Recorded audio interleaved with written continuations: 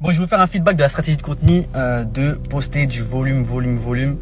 Comme on voit partout sur les réseaux sociaux en ce moment, tout le monde dit qu'il faut poster plus. Du coup, moi, j'ai testé. J'ai testé jusqu'à poster ces derniers jours 8 fois, 8 ou 9 fois, je crois, non, ouais, 9 fois au max sur une journée.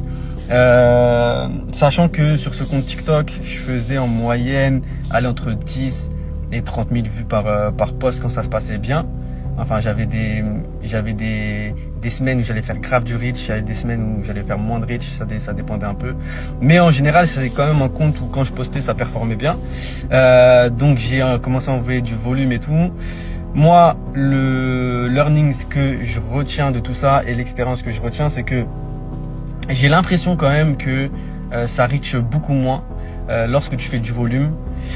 Alors je sais pas si c'est parce que les posts sont moins qualitatifs automatiquement, parce que c'est dur de faire du volume et faire de la qualité en même temps. Forcément, t'es obligé de dégrader au minima la qualité du contenu que tu vas proposer sur les réseaux sociaux. Ça c'est une chose.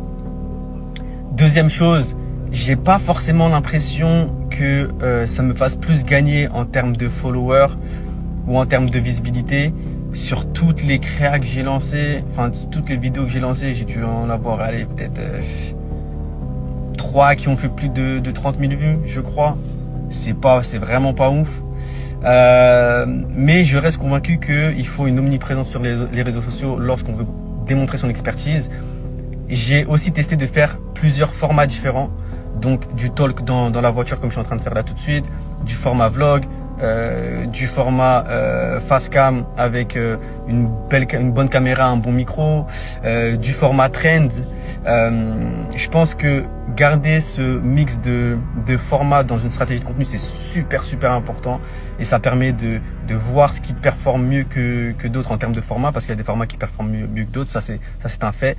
Comme je l'ai beaucoup dit sur les réseaux, moi le format où je parle comme ça dans une voiture, c'est un format qui marche mieux que les autres. Je ne sais pas pourquoi.